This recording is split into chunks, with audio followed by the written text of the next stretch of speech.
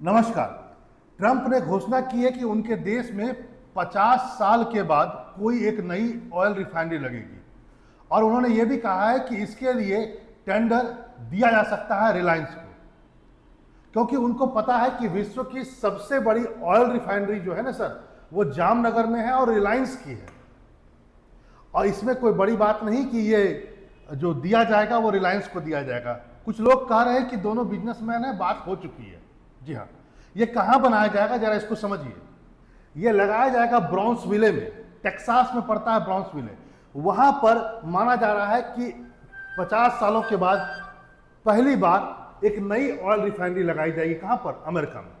क्योंकि पिछले 50 सालों में अमेरिका ने कोई भी नई ऑयल रिफाइनरी नहीं लगाई है। कुछ तो वहां पर पर्यावरण के सख्त कानून है, इसके कारण से। कुछ लोगों का यह भी कहना है कि अमेरिका नहीं चाहता था कि अपने देश के ऑयल को खत्म किया जाए, जो ऑयल रिजर्व है, भंडार है, उसको खत्म किया जाए। पहले दूसरे देशों से मंगा लो, जब दूसरे देश खत्म हो जाएंगे तब हम अपने यहां इस्तेमाल करेंगे।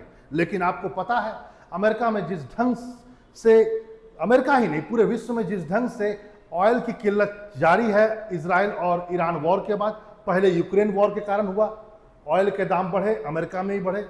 और अब जिस ढंग से ईरान युद्ध में पूरा गल्फ कंट्री इन्वॉल्व हो चुका है और ऑयल और गैस अमेरिका में भी नहीं मिल पा रहा है, वहां पर भी दिक्कत चालू हो चुका है, रेट बहुत तेजी से बढ़ रहे हैं। यह फैसला अमेरिका को लेना पड़ता ही और अमेरिका ने शायद ले लिया है। कुछ और बातों को भी जरा समझिए। इस बात को माना जा रहा है ये जो निवेश होगा ना सर, ये 300 अरब डॉलर का, मतलब कि लगभग 300 बिलियन का होगा, जो अमेरिका के इतिहास का सबसे बड़ा ऊर्जा निवेश होगा। और ये करेगा, लगभग तय हो चुका है रिलायंस के द्वारा।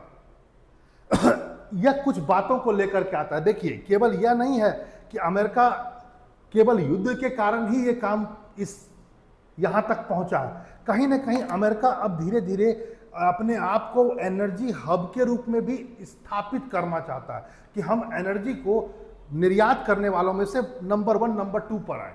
क्यों? क्योंकि अभी तक उसके पास में यदि ऑयल रिफाइनरी थी तो वह आयातित तेल पर थी और अपने यहाँ के तेल पर थी। जो आयातित तेल था, जो विदेश से आता था, वो बहुत महंगा भी था। लेकिन अभी हाल ही में उसने वेनेजुएला पर एक ढंग से कब्जा कर लिया है और वेनेजुएला में विश्व का सबसे ज्यादा ऑयल रिजर्व है, भंडार है। इसलिए यह अपने आप में बहुत बड़ी बात हो जाती है। और दूसरा, ये जो टेक्सास का ब्राउन्सविले है ना सर, वो मैक्सिको की खाड़ी में है।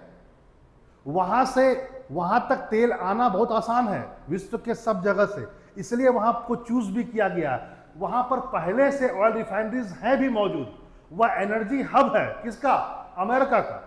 इसलिए इस जगह को चुना गया है और वेनेजुएला के करीब तो है ही। दूसरा पॉइंट आपको पता ही है, तेल के कारण है। रिलायंस तो क्यों चुना गया? क्योंकि मैंने आपसे पहले कहा, रिलायंस विश्व की सबसे बड़ी ऑयल रिफाइनरी है। जानते हैं रिलायंस प्रतिदिन लगभग 1.24 मिलियन बैरल तेल का रिफाइन करती है सर।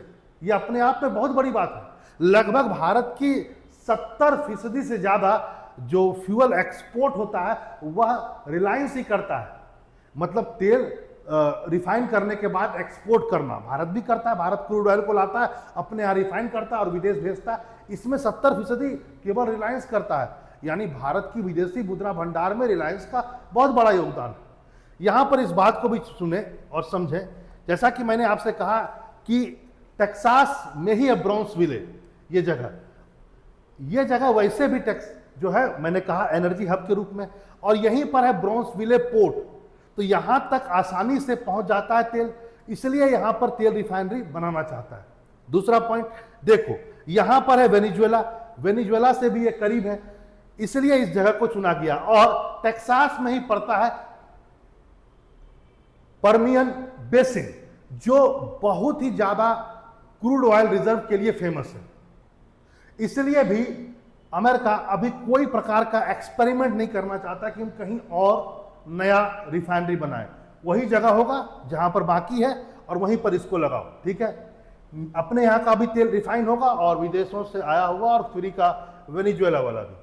वैसे इस बात को जान लीजिए, आज आपको जानना बहुत जरूरी है कि विश्व की जो पहली रिफाइनरी है, जब आप जाएंगे गूगल पर देखेंगे तो पता चलेगा रोमानिया में सबसे पहला ऑयल रिफाइनरी बनाया गया था 1856-57 में, टेडोर और मार्टिन के द्वारा रोमानिया में। लेकिन और हाँ, इसका शुरुआत में जो यूज हुआ था कच्चे तेल का रिफाइन करके जो यूज किया गया, उसमें शुरुआत में कैरोसिन ऑयल रिफाइन करके निकाला गया था और उसका यूज किया गया हमारे घर के दीपक के लिए और स्ट्रीट लाइट्स के लिए।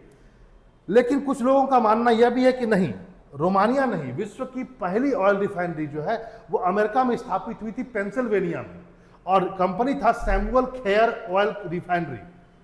सैमुअल खेयर के द्वारा निकाला गया, मतलब स्थापित किया गया था 1853 में, और यह पेंसिल्वेनिया में था।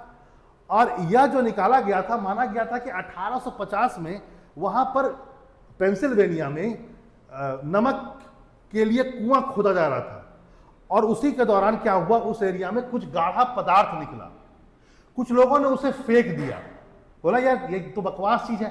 तब वहां पर सैमुअल खेयर आए, उन्होंने देखा कि इसमें कुछ अजीब चीजें हैं, फिर उन्होंने उसको गर्म करके कुछ फ्रिक्शन टेक्नोलॉजी के द्वारा उसमें से एक ऑयल बाहर निकाला जो आगे चलकर कैरोसिन बना, और इस कैरोसिन का प्रयोग इन्होंने भी स्ट्रीट लाइट और दीपक के लिए किया। तो माना जाता है, कुछ लोगों के द्वारा यह माना जाता है कि नहीं, खेयर महोदय ने पेंसिल्वेनिया में पहला बनाया था 53 में ऑयल रिफाइनरी। कुछ के द्वारा कहना है कि नहीं, ये रोमानिया में हुआ था। आपकी क्या राय है, जरूर कमेंट बॉक्स में लिखिए। वैसे मैं आपको बता दूं, यदि आप इस चीज को जानना चाहते हैं, चूंकि रिलायंस को चुना गया है, तो रिलायंस की क्षमता मैंने बता दिया 1.4 मिलियन बैरल का आसपास में है एक दिन की क्षमता। वहीं विश्व की जो दूसरी सबसे बड़ी ऑयल रिफाइनरी है वो है पारागुना में, पारागुना रिफाइनरी कॉम्प्लेक्स, यह वेनेजुएला में है, और इसकी क्षमता केवल 9,40,000 बैरल के आसपास में है। वहीं तीसरी साउथ कोरिया की है GS कैल्टेक्स, ठीक है, रिफाइनरी साउथ कोरिया में, इसकी क्षमता है 8 लाख के आसपास। देखिए 1 मिलियन में 10 लाख होता है, यानी लगभग 10,24,000 के आसपास में है इनका। ये कितना है, 9,40,000, ये है 8 लाख। तो नंबर 1 पर जामनगर है, दूसरे नंबर पर है वेनेजुएला का पारागुना, और तीसरे नंबर पर है GS कैल्टेक्स साउथ कोरिया। वैसे इस बात को भी आज आप जानें कि ऐसा नहीं है कि अमेरिका में ऑयल रिफाइनरी नहीं है, लेकिन पिछले 50 साल में नहीं बना, आपको मैंने बता दिया। देखो, बनाने का और भी कारण होता है। अमेरिका ने क्या किया कि पिछले कुछ सालों में, 20-25 सालों में, अपने जो पुराने ऑयल रिफाइनरी है उसको अपग्रेड किया और उसकी क्षमता को बढ़ाया। नया नहीं बनाया, लेकिन क्षमता को बढ़ाया। जैसे पुराना वाला जो है, जैसे मान लेते हैं एक टेक्सास में एक रिफाइनरी है पोर्ट आर्थर में जो रिफाइनरी है उसकी क्षमता को बढ़ा करके लगभग 6,30,000 तक कर दिया गया है।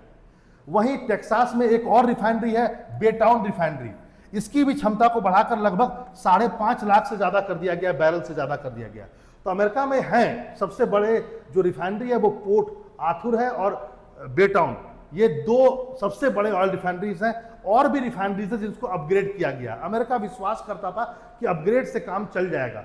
वैसे भी जैसे जैसे हम लोग वैश्वीकरण के युग में आगे बढ़ रहे हैं, पॉल्यूशन बढ़ रहा है, तो ग्रीन एनर्जी पर सबका रुझान हो रहा था। अमेरिका साइंस एंड टेक्नोलॉजी और रिसर्च में बहुत आगे है, इसलिए वह भी इस पर ध्यान दिया। लेकिन युद्ध में ग्रीन एनर्जी काम नहीं देगा सर, इसलिए अब अमेरिका को लग रहा है कि अब अपग्रेडेशन से काम नहीं चलेगा, नया बनाओ। फिर अमेरिका को लगता था यार नया बनाने में 20-30 अरब रुपए लग सकते हैं, यानी 20 to 30 बिलियन। अमेरिका ने कहा चलो अपने से नहीं बनाएंगे, किसी और देश से मंगवा लेते हैं, वो लोग बनाएगा। और अमेरिका ने कहा 300 बिलियन, 20-30 छोड़िए, 300 बिलियन का निवेश किया जाएगा। माना जाता है रिलायंस करेगा। आपकी क्या राय है?